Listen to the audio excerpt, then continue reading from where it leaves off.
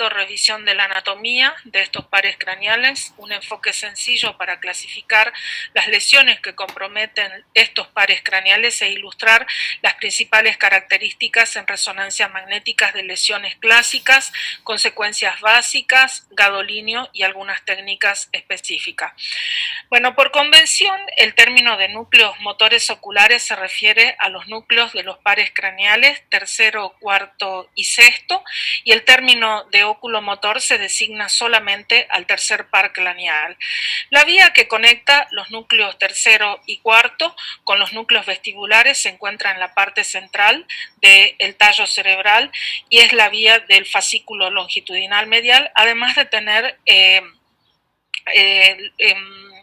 combinaciones con la formación reticular paramediana. Todos los núcleos oculomotores están ubicados en la línea media del tronco encefálico ventral al acueducto de Silvio y al cuarto ventrículo y cerca del fascículo longitudinal medial y de la formación reticular. Para los nervios tercero y cuarto, el cuarto o troclear, se encuentran dentro del mesencéfalo, cerca de la unión ponto-mesencefálica, y para el sexto par o abducen está situado en la protuberancia inferior cerca de la unión ponto-medular, una imagen de resonancia magnética que veremos posteriormente. Estos pares craneales tienen una estrecha relación con la estructura del seno cavernoso y se van a colocar en una vista lateral el tercer par craneal superior, el cuarto par inferior al tercero y el sexto par se va a colocar en situación interna a el quinto par. También dentro del seno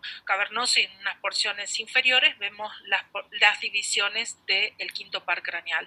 Estos pares craneales tienen una estrecha relación con las estructuras mediales, la silla turca, las cubiertas meningias y la arteria carótida interna. Y es muy importante a documentar que en el seno cavernoso existen numerosas cisternas, dentro de las cuales hay una superior que es la denominada cisterna oculomotora de gran importancia anatómica. Ya pasando al primer par craneal, el nervio oculomotor, el tercer par craneal, el primero de los oculomotores, va a tener su origen en la región colicular profunda y de ventral al acueducto de Silvio e inferior a la glándula pineal. Este nervio va a salir a través de la cisterna interpeduncular y tiene mucha relación con las arterias cerebelosa superior y la arteria cerebral posterior. Va a discurrir en la parte superior, en la pared lateral del seno cavernoso, como vimos recién en el esquema, y va a entrar a la órbita a través de la fisura orbitaria superior, donde se va a dividir en sus ramas superior e inferior laterales en posición al nervio óptico. Este nervio también aporta con una rama parasimpática que acompaña a la rama motora y controla los movimientos de constricción y acomodación popular y va a favorecer, va a otorgar la inervación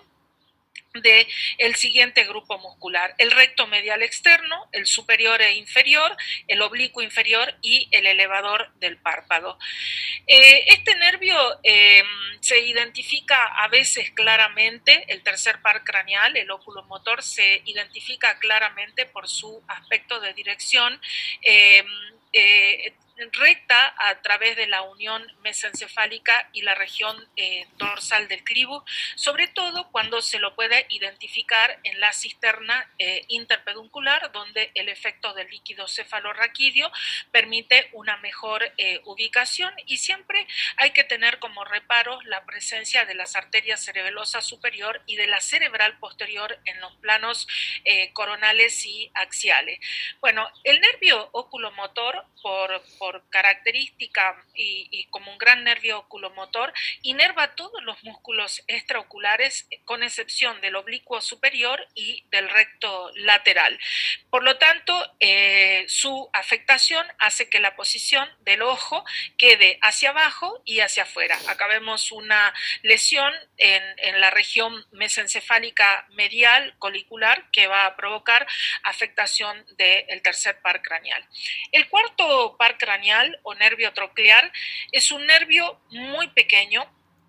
sutilmente pequeño que va a encontrarse en el borde lateral de la sustancia nigra central, periacueductal y dorsal al fascículo longitudinal medial. Sus ramas van a inervar al músculo oblicuo superior y este nervio emerge del tallo cerebral cerca del tentorio para recorrer lateralmente la cara superior de la protuberancia, también en relación con las arterias cerebelosa superior y cerebral posterior, y también va a tener una proximidad con el par craneal oculomotor del tercer par. Después de penetrar en la dura madre, el nervio entra al seno cavernoso, se ubica, como lo vimos en el esquema, inferior al tercer par craneal y por encima de la rama de división oftálmica del nervio trigémino. Va a entrar a la órbita a través de la fisura orbitaria superior y por encima del anillo de Sim va a inervar al músculo oblicuo superior. El sexto par craneal o nervio abducen se encuentra su núcleo de origen a nivel de la protuberancia inferior en el piso del cuarto ventrículo y está cubierto por la rodilla del facial. Algunas veces ambos pares craneales, el sexto y el séptimo, tienen patología y afectación conjunta. Sus neuronas van a participar en la inervación del músculo recto lateral y tienen neuronas internucleares que van a pasar la línea media a través del fascículo longitudinal medial e inervan al músculo oculomotor contralateral. El sexto par es un nervio puramente ocular y supranuclear y constituye un generador primario de movimientos oculares y también conjugados horizontales. Bueno, este nervio va a atravesar la cisterna prepontina cerca de la arteria cerebelosa anteroinferior, también tiene relación con la porción dorsal del clivus, donde perfora la dura madre medial, tiene una posición medial al nervio trigémino y va a atravesar la estructura ósea a través de un canal que es el canal de Dorelo. Ya llegado al seno cavernoso, el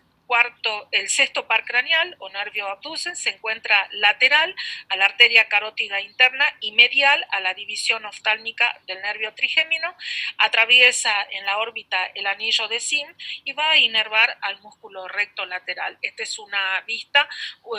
esquemática y de resonancia magnética y anatómica donde podemos ver el sexto par atravesando, perforando la dura madre y atravesando la estructura correspondiente al canal de Dorelo, y también vemos las posiciones de otros pares craneales. Bueno, en el estudio de la resonancia magnética es muy útil para la exploración de los pares craneales a nivel de sus núcleos de origen, a nivel de sus trayectos cisternales o a nivel del seno cavernoso. Y en este aspecto, en el seno cavernoso, se sugiere la utilización de cortes finos con efecto T2, CIS o T2 Fiesta o Drive, y el uso de gadolinio para obtener el refuerzo homogéneo y bilateral de ambos senos cavernosos. La arteria carótida interna siempre se verá como una estructura en las partes medial de ambos senos cavernosos con vacío de señal por flujo. Rápidamente vamos a ver algunas patologías que pueden comprometer los pares craneales,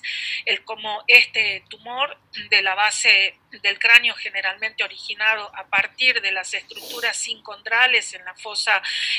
media. Este condrosarcoma caracterizado por una matriz condroide puede afectar el seno cavernoso o estructuras en sus otros pares craneales en su trayecto cisternal. Es una masa que en general tiene lesión iso-hipointensa en T1 con un contenido hiperintenso en T2 y con áreas de refuerzo bastante variables con la administración del gadolinio. El uso de la tomografía favorece la exploración y visualización de la matriz condroide. Otro proceso expansivo bastante frecuente de la región celar que puede comprometer por invasión o extensión al seno cavernoso son los macroadenomas. Denominamos macroadenomas aquellas neoplasias que tienen una altura superior un diámetro superior a los 10 milímetros. Las imágenes sagitales y coronales en T1 con contraste muestran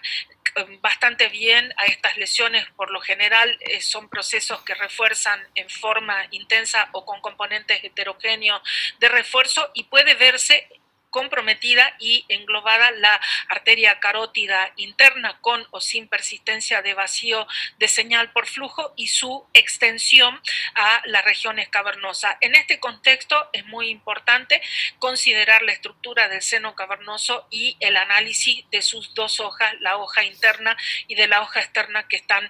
tapizadas por duramadres, y en el interior los pares cranealos. En general, los macroadenomas van a tener alteraciones del campo visual por compromiso del quiasma óptico o la estructura de los nervios ópticos y los pares craneales involucrados en su crecimiento. Otra patología expansiva es el craniofaringioma, este tumor que tiene dos picos de aparición diferentes en la vida, uno de pacientes en la población pediátrica y adultos jóvenes y uno en adultos mayores. Se caracteriza por la presencia de un crecimiento celar y supracelar con gran expansión de la silla, con la presencia de áreas quísticas en su interior que tienen un contenido espeso, y la tomografía sirve para identificar en muchos de los casos los componentes sólidos y calcificados de este tumor. Bueno, el meningioma, que es un tumor que se va a desarrollar a partir de las células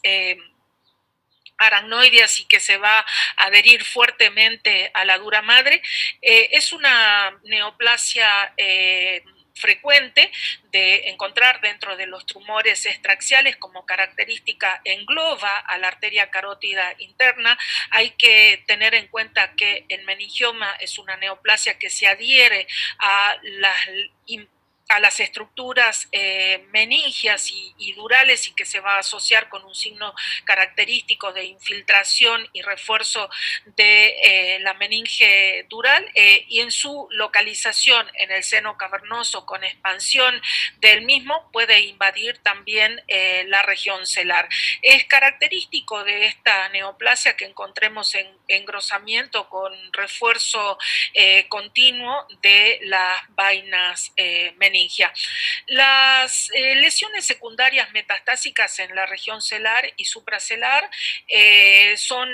raras, en menos del 10% en el porcentaje de estas lesiones. Hay que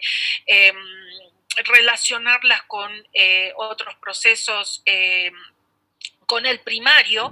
de este paciente, como vemos en este ejemplo, una paciente femenina con antecedentes de cáncer de mama que muestra una lesión expansiva de la región celar. Obviamente pueden extenderse a la pared de los senos cavernosos con expansión, infiltración de los mismos y compromiso de los pares craneales. En el otro caso vemos una invasión de las regiones cavernosas, como así también múltiples compromisos de pares craneales en un caso de un paciente con diseminación leptomeningia a partir de un linfoma primario. Obviamente que las enfermedades inflamatorias y desmielinizantes pueden tener alguna transducción y compromiso de pares craneales, ya sea por compromiso de las regiones parenquimatosas, protuberanciales y mesencefálicas, como vemos en este caso, un paciente con múltiples lesiones localizadas en el mesencéfalo, en la región ventral al cuarto ventrículo, en localización de sustancia gris profunda con compromiso medular y quiasma. Este paciente era portador de una neuromielitis óptica. Bueno, las infecciones del seno cavernoso van a provocar una alteración de pares craneanos secundarias a la extensión directa, ya sea de infecciones sinonasales adyacentes o como siembra a distancia. Los organismos comunes en general son los bacterianos con Staphylo aureus, y estos pacientes van a presentar una tromboflebitis del seno cavernoso, que generalmente es una afección bastante severa, y a menudo el diagnóstico es clínico. Las imágenes por lo general van a mostrar un cambio de tamaño y de intensidad de señal y patrón de refuerzo de los senos cavernosos. La técnica de difusión puede servir para para demostrar el material hiperproteico. Acá vemos un paciente con defecto de relleno del seno cavernoso y diferentes patrones de afectación. En este caso, un paciente con una sinusopatía significativa y con extensa afectación del seno cavernoso del lado derecho y del lado izquierdo. Obviamente que estos pacientes van a tener una clínica característica, en general exoftalmo con edema de los tejidos blandos de la región palpebral, de las regiones faciales de la frente, y las imágenes de resonancia magnética pueden poner en evidencia este engrosamiento por trombosis de la vena oftálmica. Otra infección que puede afectar las estructuras del seno cavernoso y provocar compromiso de varios pares craneales oculomotores son las infecciones fúngicas invasivas, como la mucormicosis, que aparece como complicación grave en pacientes inmunodeprimidos y que van a con una alta morbilidad y mortalidad. Esta infección oportunista, agresiva, con patógenos que pertenecen al grupo de los mucorales, mucor, rhizosporus, rhizosmucur, tienen manifestaciones rino-orbitarias, cerebrales y pulmonares, y invaden a través de una diseminación hematógena, provocando trombosis intravascular con compromiso de los vasos, y el diagnóstico se establece en general por los hallazgos clínicos,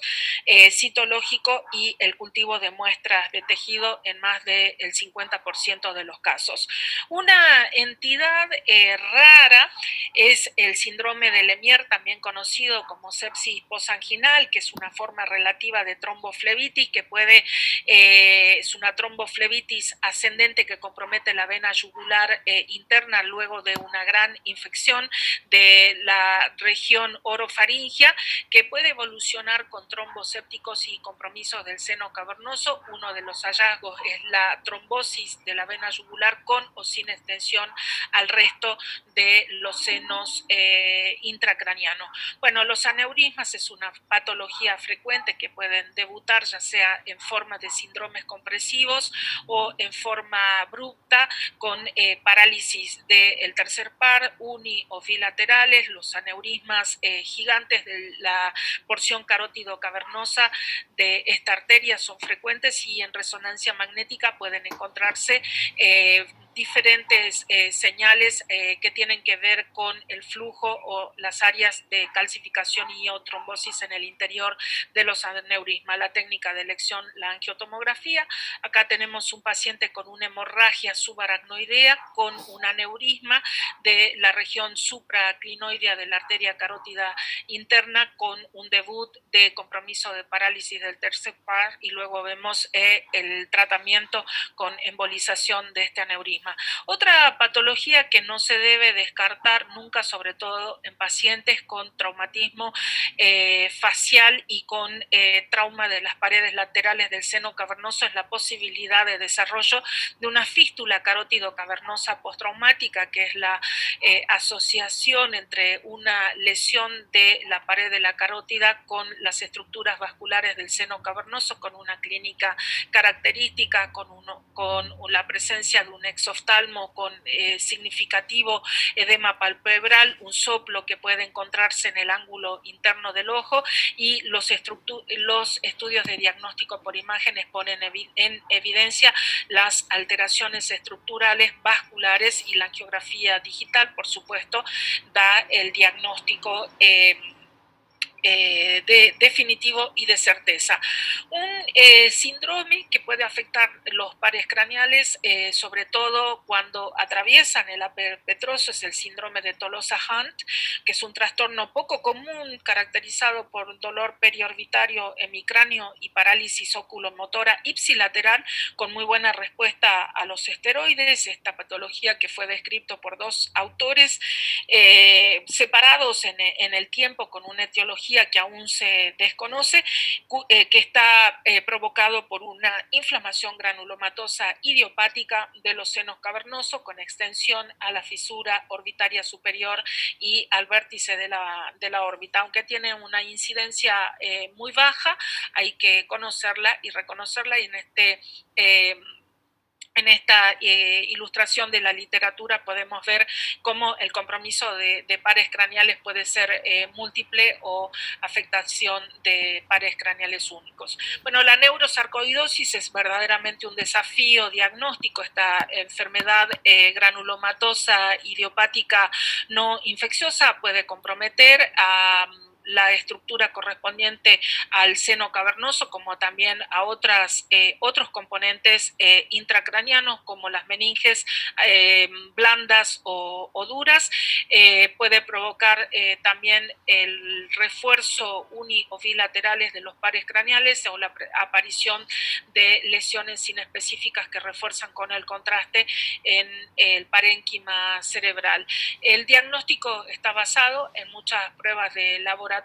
y la coexistencia con afectación en otros órganos puede ser la clave para su diagnóstico. Bueno, el trauma facial en particular puede provocar afectación de los oculomotores. Muestro un ejemplo de una fractura del piso de la órbita con atrapamiento del músculo recto inferior que puede provocar por irritación y denervación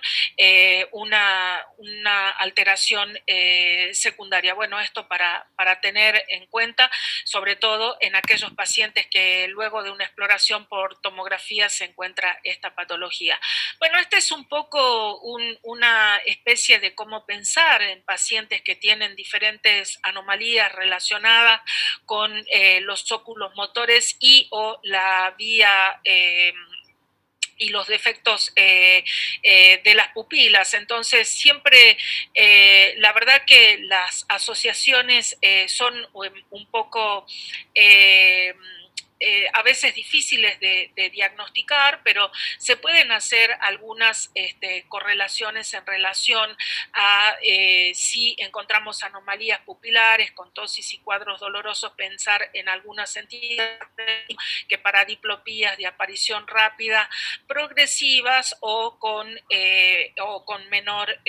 progresión. Cuando hay pérdida de la agudeza visual más compromiso de los oculomotores, hay que pensar sobre todo en patologías que son un poco más precisas. Bueno, voy a concluir esta charla diciendo que la resonancia magnética es la técnica ideal en la exploración de pares craneales, que la resonancia define mejor las lesiones de seno cavernoso, al igual que las del tronco, utilizar secuencias 3D con efecto T2 y T1 con contraste para definir mejor los pares craneales o la afectación de las áreas